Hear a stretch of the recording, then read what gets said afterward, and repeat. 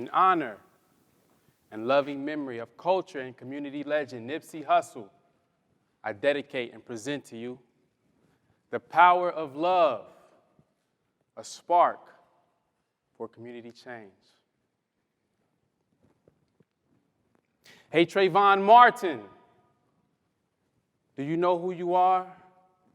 Who you really are? Do you know you can be what you want to be if you try to be what you can be? Hey, Michael Brown, do you know where you are going? Where you're really going? Do you know you can learn what you want to learn if you try to learn what you can learn? Hey, Laquan McDonald, do you know you are strong? I mean really strong. Do you know you can do what you want to do if you try to do what you can do? Hey, Eugene McSwain, be what you can be, learn what you can learn, do what you must do. And tomorrow, your nation will be what you want it to be. 2001, Shy City, Southside, Low End, Holy Angels, 5th grade. I remember learning that poem. It was the first poem I'd ever memorized, and at 11 years old, I had it made in my mind that I was that black child Eugene Perkins had in mind when he wrote that poem. I don't know if it was because my dark melanated complexion was as black as the moonless night sky, or because I was lost, I was weak, not as smart, or afraid of the evils of tomorrow. Nevertheless, that poem resonates with me to this day. And my goal is to make sure it resonates with all of you as we fast forward into tomorrow. But first, let's rewind. Monday, May 6, 1991, a living testimony was born, or should I say, 2 living testimonies were born. My twin sister, Cherie, and I battled our way through the canal of what would be one of 2 guarantees: life. With the other guarantee being death. I'm sure we just missed it, you see. With neither of our biological parents able to care for us, we were quickly slam dunked into the system. Luckily, God had a talk with the referees and decided to call the basket no good. Yes, that was opportunity. Yes, that was favor. Yes, that was mercy. Yes, that was grace. My big bro, Terry, my twin, and I would go on to be adopted by a magnificent, a wonderful, a caring, and an unconditional loving lady named Eunice Taylor Hobbs. With the help of her 2 biological children, Ivory and Ayana Hobbs, we would go on to be raised with one moral, one value, one principle in mind. And that was love. L-O-V-E, love. We received plenty of it, and boy, oh boy, I promise we needed every little drop we could get. We received so much love that we were often distracted by just how humble our beginnings were at times. Humble beginnings such as growing up with 6 people in a 2-bed, 1-bath townhouse. Not too bad, right? Well, imagine those same 6 lighting candles because the lights were off again, or not being able to take a shower today because the water was off, or when the electricity was on but the gas was off, so we had to heat up water in the microwave just so we can take a shower again. We were struggling. Oftentimes for dinner we had what I call the po' man meal. Pork and beans and hot dogs, served sandwiches, sugar sandwiches, or something off the dollar menu from McDonald's was always a go-to. I hated that food. I wanted home-cooked meals, big Sunday dinners, or a doggy bag from a nice fancy steak restaurant, but to no avail. You see, when my OG was laid off from CPS in 2004, we were humbled even more. Luckily, my family was smart. We were ambitious, and we were always nice with our hands. Despite having less than a 6th grade education, there was one particular man that was extremely smart, extremely ambitious, extremely nice with his hands, and that man was my grandfather, Liddell Taylor Sr. Liddell Taylor Sr. was an exceptional man. He owned, operated, and managed several businesses, none more precious than this barbershop on the west side of Chicago. As a kid in the mid-late 90s, I watched my granddad use his clippers to make an impact in the community. He consistently delivered cut after cut with precision, with grace, and most importantly, with love. He knew the value and importance of a good haircut and was determined to prove all was good in the neighborhood. with love and haircuts. I was always impressed by my granddad. Whenever I was at the shop, I watched how he moved, how he managed, and how he took care of his clients. I saw greatness in him at a young age. It was in my granddad I first witnessed a man working from sun up to sundown. It was in my granddad I first witnessed a man put all of his kids through college. It was in my granddad I first witnessed a man employ nearly his entire family. It was in my granddad I first witnessed what I wanted to be, what I wanted to become. And I was a hard worker, a provider, and a community voice for those who could not speak. It wasn't until my granddad retired and moved back to Mississippi that I realized some of my dreams, some of my visions to become a hard worker, to become a provider started to dwindle. You see, he was the owner of a very successful Black-owned business, and I no longer had access to him every week, and I could no longer see success in the shop. I only had memories that would last forever. There we had it. The successful leader was gone. Who would step up? Who did we have to look up to? Were they fit to be the new leaders? Would they show us the way? These were questions I had, but had no answers to. Despite having a family full of barbers and beauticians, I wouldn't pick up my first pair of clippers until I was 19 years old. It would take until I was 26 years old for me to pursue and complete my long-time goal of becoming a barber. And that, ladies and gentlemen, was one of the best decisions I'd ever make.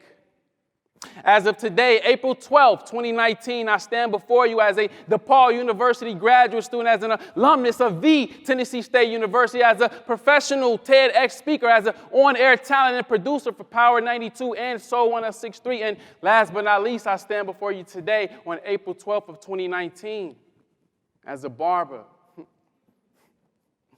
Wow.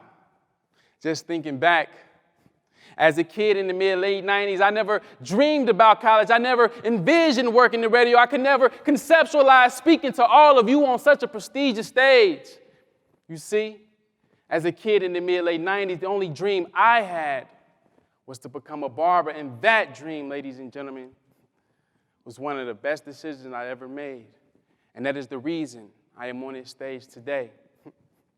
Now, I know by now some of you are thinking, oh, wow, a barber, what's so special about being a barber? What thought-provoking idea could he have about cutting hair? Well, in just a few, beloved, I will share. But first, I want to break down what a barber is and what a barber does.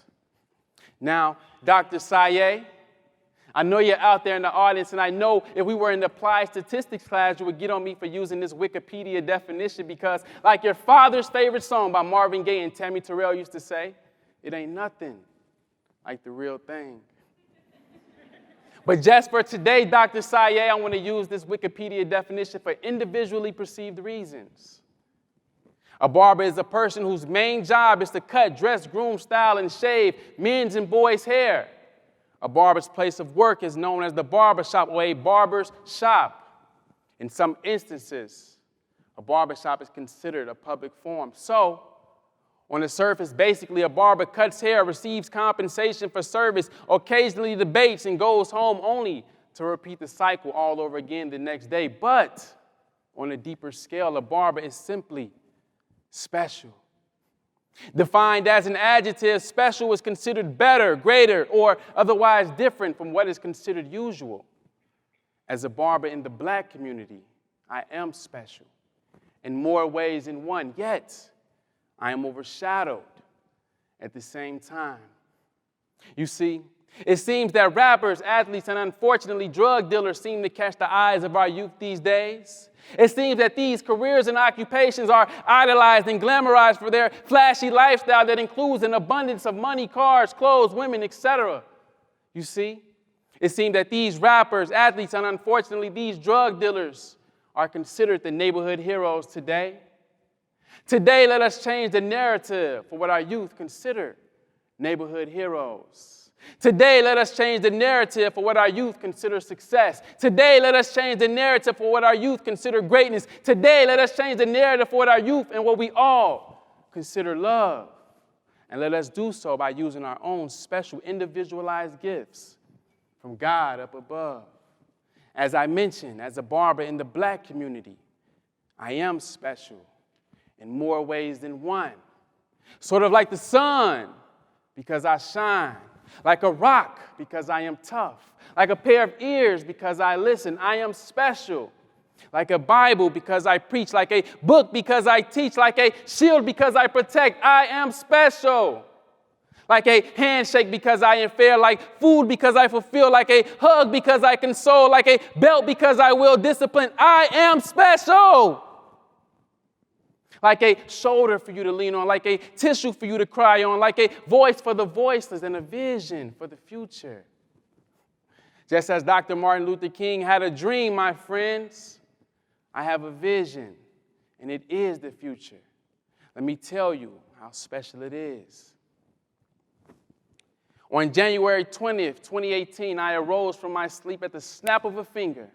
I had a feeling I never felt before. It was weird. It was as if a spirit had taken over my entire body and mind. And though I was confused, I was fully aware. But without hesitation, I went to my desk and began writing. I wrote what I heard. I wrote what I felt. I wrote what I saw. And on that day, in that hour, at that moment, I received my call. And when I answered, all I heard was 10 smiles, 1 love. 10 smiles, 1 love. Repeat after me. 10 smiles, 1 love.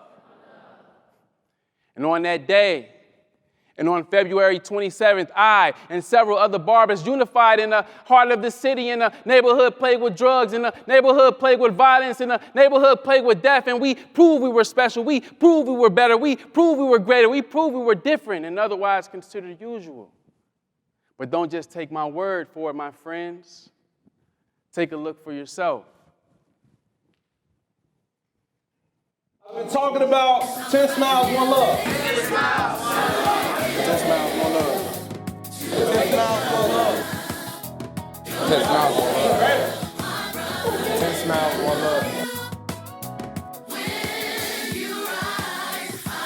10 smiles, 1 love. 10 smiles, 1 love.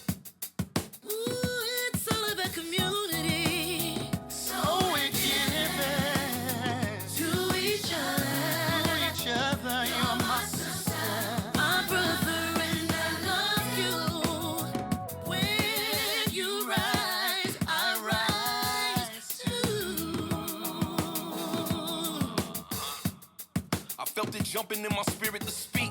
Been a smile in my soul for 10 smiles, 1 love. 10 smiles, 1 love. 10 smiles, 1 love. 10 smiles, 1 love. 10 smiles, 1 love.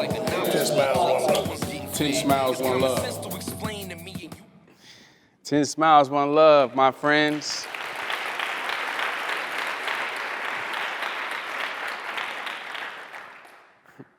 "10 Smiles, 1 Love" is truly all about community. Living for each other. You're my brother, you're my sister, and I love you. When we rise, I rise, you rise. We all rise together. I want you guys just to take a few moments and reflect on that video. Think what you heard, what you felt, and what you saw. And while you do that, I want to share some of the things that I felt and what I saw and what I heard. What we did that day made me proud. I felt accomplished. I felt passionate. It was like magic in the air. I felt servitude. I felt the future. What we did that day touched souls. We touched lives that day. We didn't just talk to the youth, cut their hair, turn up to G Herbo and Lil Durk and leave. Nah. We created smiles that day. We bonded that day. We told stories of pain and glory that day. We delivered what some of these boys haven't ever seen, ever felt, or ever witnessed before. We delivered love. And from whom did that love come from, might you be asking? That love came from some of the strongest black men and women in my community.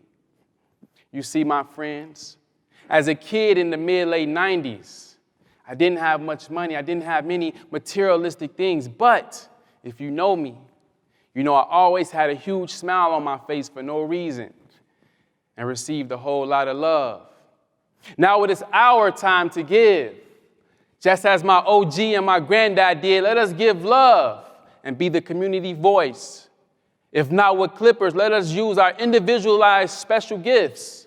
For one man cannot change the world, but many can make a difference. And 10 Smiles, 1 Love, my friend, strives to be that difference. For 10 Smiles, 1 Love was more than a year ago. 10 Smiles, 1 Love is today. 10 Smiles, 1 Love is how we fast forward into tomorrow. We fast forward with strength. We fast forward with unity. We fast forward with equality. We fast forward with smiles on our faces and with love in our hearts. What has started as a way to give back to the community has adapted into a way of life. Now it is our time to give back, ladies and gentlemen. Just as I use my clippers to give love, I challenge and encourage each of you to find your passion and your special individualized gifts and give love to those who need it most. For love can be conquered if we all feel the same. Let us show the power of love as we create the spark for community change. Rest in peace to Nipsey Hussle. Thank you.